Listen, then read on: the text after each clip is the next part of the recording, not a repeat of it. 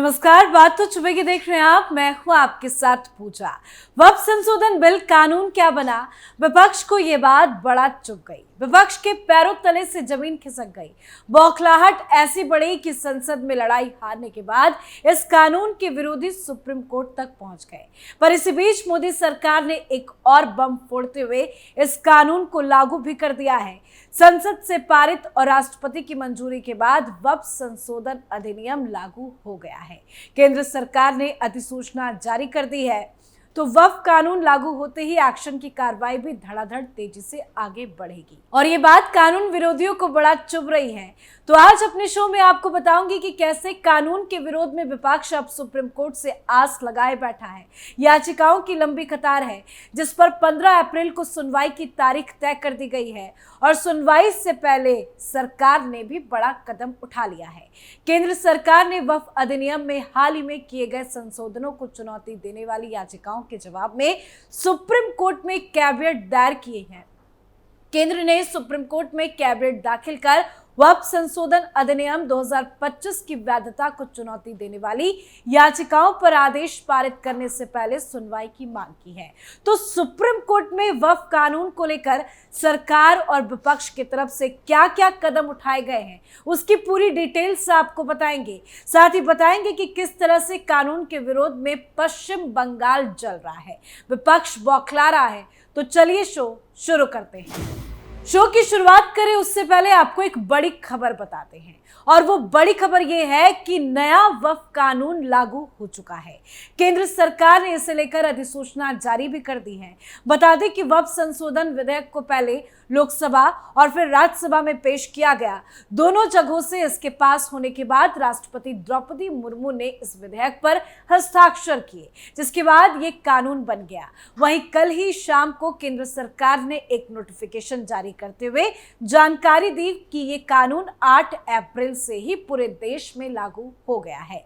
केंद्र सरकार का कहना है कि वक्फ संशोधन अधिनियम 2025 से वक्फ प्रशासन में पारदर्शिता, जवाबदेही और समावेशिता बढ़ेगी। इसके साथ ही अब गरीब मुसलमानों को उनके अधिकार मिलेंगे, जिससे उनकी सामाजिक आर्थिक स्थिति में सुधार होगा। ये कानून उन लोगों के लिए अहम कदम है जो पहले अपने अधिकारों से वंचित रह जाते थे। तो अब कानून बन चुका है और कार्रवाई में भी अब तेजी आएगी, जिस पर आगे आपको डिटेल्स देंगे। पर सुप्रीम कोर्ट में क्या क्या हुआ है उसकी अब डिटेल्स आपको बताते हैं।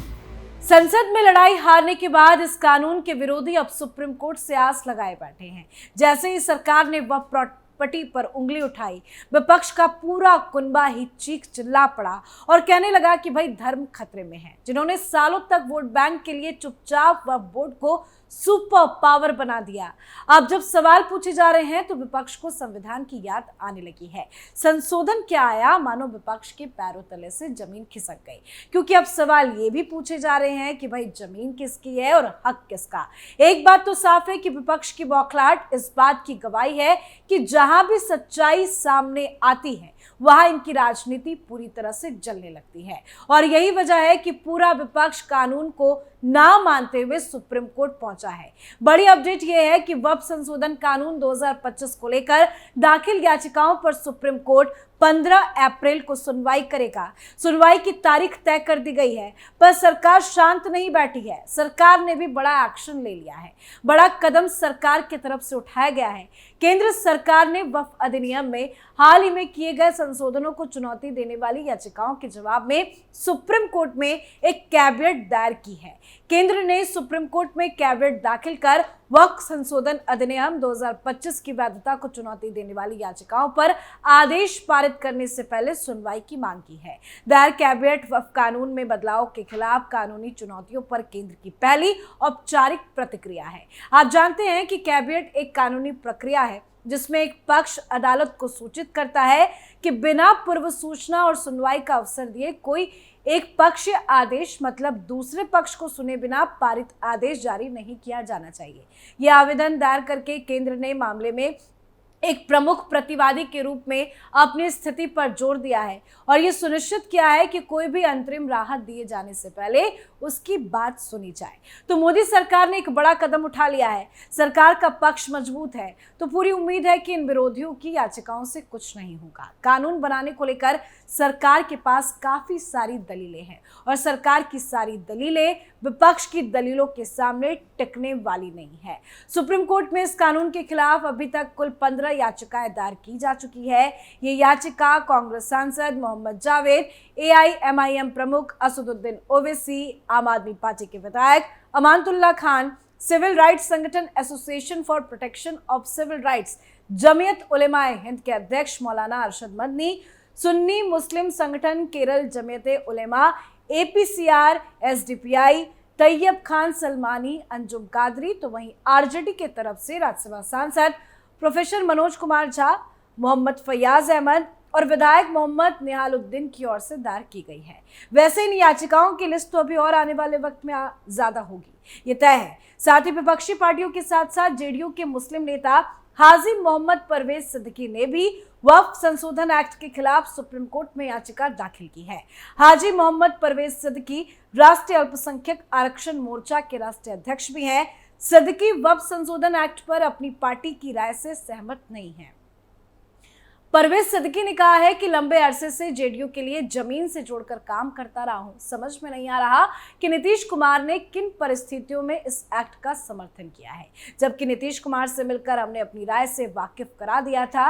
मैं इस मामले पर सुप्रीम कोर्ट में लड़ाई लड़ूंगा, जेडीयू में रहकर इस लड़ाई को जारी रखूंगा। तो याचिकाओं की कतार तो लंबी है। अब 15 तारीख को सुनवाई होनी है और उम्मीद यही है कि ये 15 से पहले अभी और याचिकाएं बढ़ेंगी, याचिकाओं की संख्या और लंबी होगी। तो देखना दिलचस्प होगा कि सुप्रीम कोर्ट क्या फैसला देता है, किस तरह से सुनवाई करता है। पर एक बात तो साफ है कि सुप्रीम कोर्ट में सरकार का पक्ष मजबूत है और सुनवाई से पहले सरकार की तरफ से कैबिनेट डालकर विपक्षी पार्टियों को एक बहुत बड़ा झटका भी दे दिया गया है। अब आपको कानून के खिलाफ हमारे देश में क्या चल रहा है उस पर भी अपडेट बता देंगे।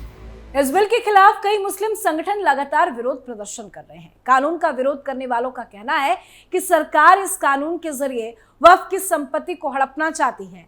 मुस्लिम समुदाय की ओर से वक्फ कानून के खिलाफ लगातार प्रदर्शन किया जा रहा है। तो एक एक कर आपको विरोध की तस्वीरें दिखाते हैं, पूरी कहानी बताते हैं कि फिलहाल वक्फ कानून के खिलाफ क्या कुछ देश में चल रहा है, किस तरह से देश में बवाल मचा हुआ है। विरोध की तस्वीर पश्चिम बंगाल से भयंकर आ रही है। जरा देखिए पश्चिम बंगाल की तस्वीरें। पश्चिम बंगाल में वक्फ बोर्ड संशोधन बिल के विरोध के बाद हिंसा भड़क उठी है। मुर्शिदाबाद में वक्फ बोर्ड संशोधन बिल वापस लेने की मांग को लेकर निकले जुलूस के दौरान हिंसा हुई। जानकारी के अनुसार मुर्शिदाबाद के जंगीपुर में लोग वक्फ कानून के विरोध में प्रदर्शन कर रहे थे।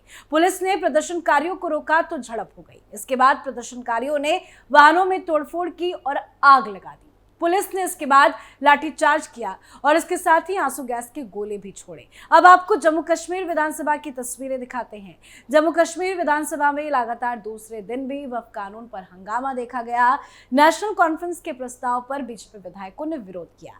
नेशनल कॉन्फ्रेंस के विधायक वक्फ कानून पर चर्चा की मांग पर अड़े हैं।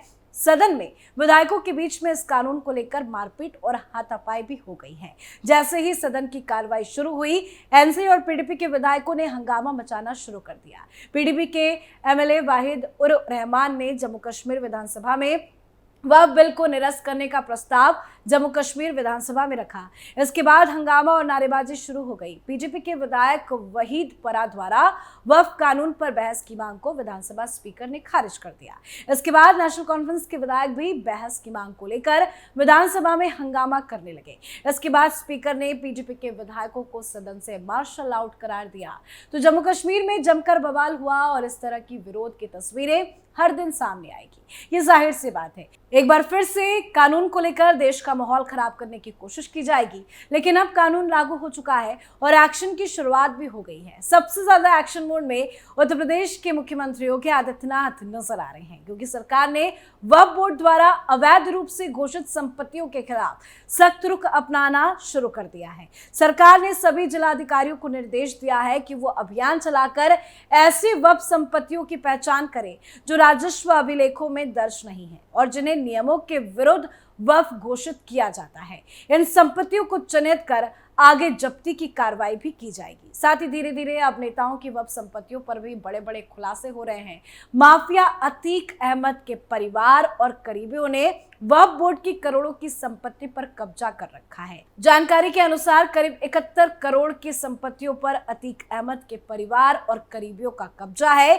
इन संपत्तियों में कई दुकानें, मकान और बहुमंजिला इमारतें शामिल है। इन सभी संपत्तियों की जांच उत्तर प्रदेश सुन्नी सेंट्रल वक्फ बोर्ड और मंडलायुक्त प्रयागराज ने की थी। जांच में पाया गया कि प्रयागराज वक्फ बोर्ड के तत्कालीन मुतवली सैयद मोहम्मद अशियानन ने अतीक के परिवार को वक्फ की जमीनों पर कब्जा कराया और पैसे वसूले थे। इसके बाद मुतवली को हटा दिया गया और वक्फ का नया मुतवली नियुक्त कर दिया गया।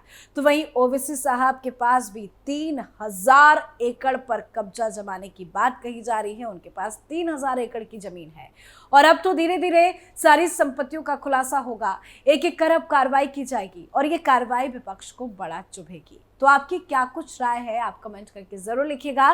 देखते रहिए कैपिटल टीवी। नमस्कार।